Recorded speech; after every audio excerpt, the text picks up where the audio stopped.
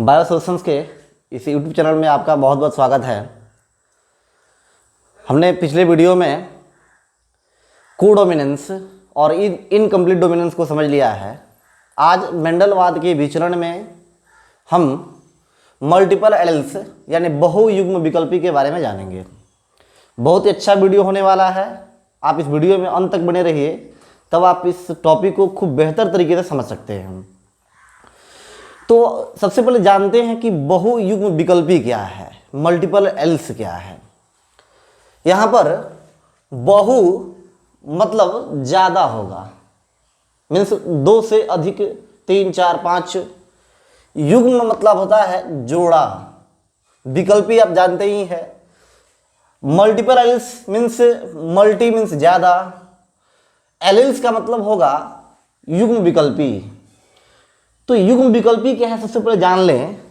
कह रहा है कि एक ही जीन के दो विपरीत स्वरूपों को युग्म विकल्पी कहते हैं। जैसे आप पिछले वीडियो में मेंडल के नियमों में समझ चुके हैं कि किसी भी लक्षण की वंशागति जीन द्वारा होती है। जैसे टॉल के लिए हमने जीन स्वरूप को टी माना था, वहीं ड्वार्फ के लिए स्मॉल टी लिया था, यानी लंबा के लिए कैपिटल टी और बौना के लिए स्मॉल टी। उसी प्रकार कहेंगे गोल बीज के लिए आर लेते हैं, तो स्मॉल झुरीदार बीज के लिए स्मॉल आर ले लेते हैं। ऐसे बहुत सारे एग्जाम्पल हो सकते हैं। कलर में भी आप देख सकते हैं। यदि हम येलो के लिए वाई ले लें और ग्रीन के लिए हम स्मॉल वाई ले लें, या जो भी मान लें हम, तो यही क्या है, बहुयुग्म विकल्पी है, युग्म विकल्पी है। इसी को कहते हैं युग्म विकल्पी। अर्थात एक ही जीन के दो विपरीत स्वरूप का, जीन एक ही लेकिन यहाँ स्वरूप क्या है, दो है। जैसे एक लंबा जीन के लिए, लंबा के लिए है, और दूसरा छोटा के लिए है। इसी को युग्म विकल्पी कहते हैं। मेंडल ने अपने नियम में बताया था कि प्रत्येक लक्षण के लिए एक विशेष जीन होते हैं जो युग्म में पाए जाते हैं, हमेशा जोड़े में रहेंगे, और किसी एक लक्षण का निर्धारण जीन जोड़ा द्वारा ही होता है। लेकिन कुछ अन्य वैज्ञानिकों ने जब मेंडल के नियमों का अध्ययन किया, मेंडल के अनुवांशिक विधियों का अध्ययन किया, जैसे बैटसन नामक वैज्ञानिक ने जब अध्ययन किया, तो उन्होंने बताया कि एक ही लक्षण के लिए एक जीन पर अनेकों एलील्स हो सकते हैं।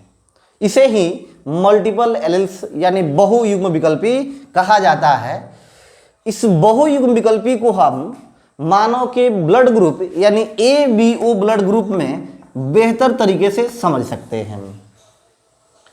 जैसा हम बताए थे, कोडोमिनेंस में भी ब्लड ग्रुप का वंशागति नियंत्रण होता है, उसी प्रकार मानव के ब्लड ग्रुप ABO सर्किल में भी मल्टीपल एलील्स को बेहतर तरीके से देखा जा सकता है।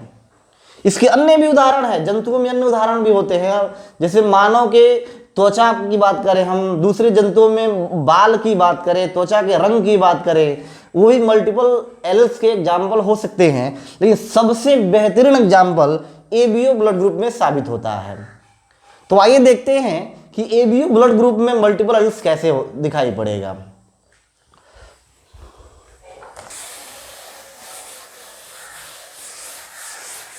जैसा कि आप सभी जानते हैं, मानव में 4 प्रकार के ब्लड ग्रुप होते हैं। Blood group A, blood group B और ब्लड ग्रुप AB, और चौथा होता है ब्लड ग्रुप O।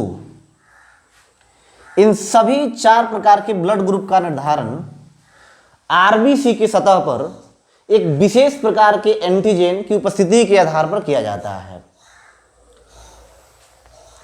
जैसे ब्लड ग्रुप को हम डिफाइन करें तो कहेंगे कि RBC की सतह पर एक विशेष प्रकार के एंटीजन की उपस्थिति और प्लाज्मा में एंटीबॉडी की अनुपस्थिति के आधार पर मानव में 4 प्रकार के ब्लड ग्रुप होते हैं।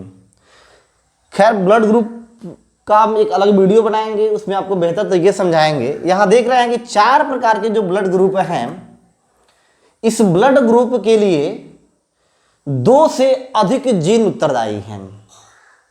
हमने कहा कि एंटीजन के आधार पर ही ब्लड ग्रुप का निर्धारण होगा, तो ब्लड ग्रुप के लिए 2 से अधिक जीन उत्तरदायी हैं। इन सभी ब्लड ग्रुप का निर्धारण आई जीन द्वारा होता है।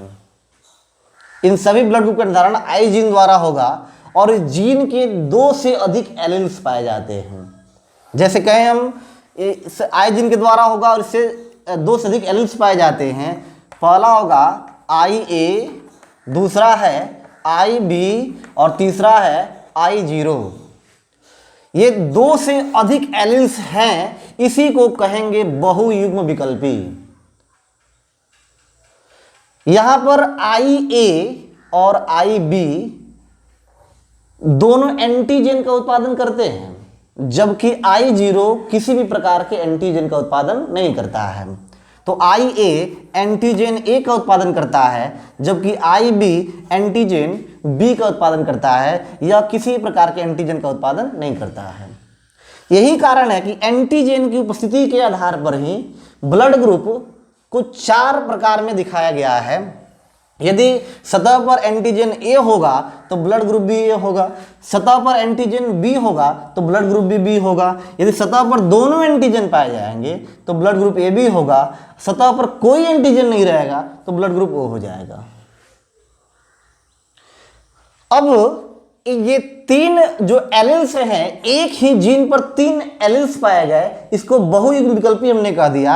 इन 3 एलील्स से मानव में 6 प्रकार के ब्लड ग्रुप की संभावनाएं, 6 एलील्स युग्म विकल्प की संभावनाएं बन जाती हैं इन 4 ब्लड ग्रुप के लिए, जो हम आगे देख सकते हैं।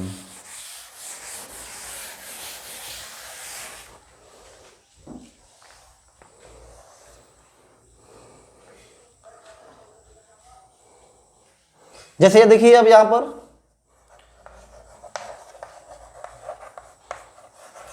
जीनोटाइप, यहां कर देते हैं फिनोटाइप।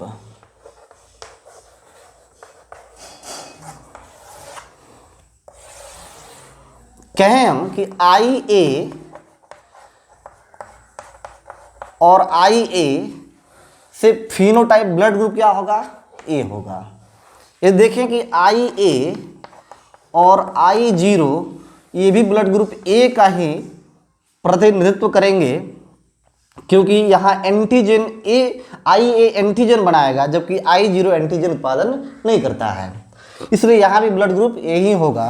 अगले स्टेप में देखते हैं कि आई बी और आई जीरो से ब्लड ग्रुप बी होगा।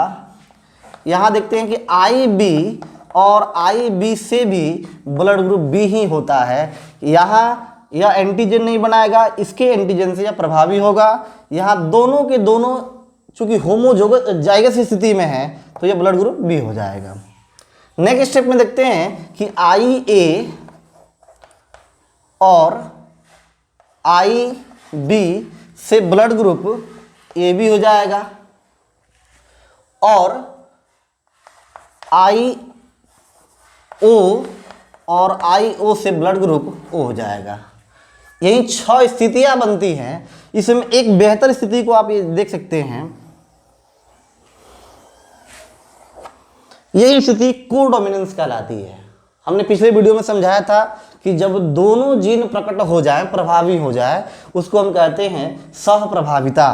तो आई ए और आई बी से ब्लड ग्रुप ए बी होता है, यही सहप्रभाविता का उदाहरण है। इसी में मल्टीपल एलील्स को भी देख सकते हैं। हमने कहा कि एक जीन के लिए जब युग्म ज़्यादा हो तो उसे मल्टीपल एलील्स कहेंगे, इसे ही मल्टीपल एलील्स का कहा जा सकता है। यदि ये वीडियो आपको समझ में आया तो आप इसे लाइक करिए, शेयर करिए। डाउट्स को आप कमेंट बॉक्स में पूछ सकते हैं। और अभी तक आपने इस चैनल को सब्सक्राइब नहीं किया है तो सब्सक्राइब करिए, बेल आइकन दबाइए। धन्यवाद।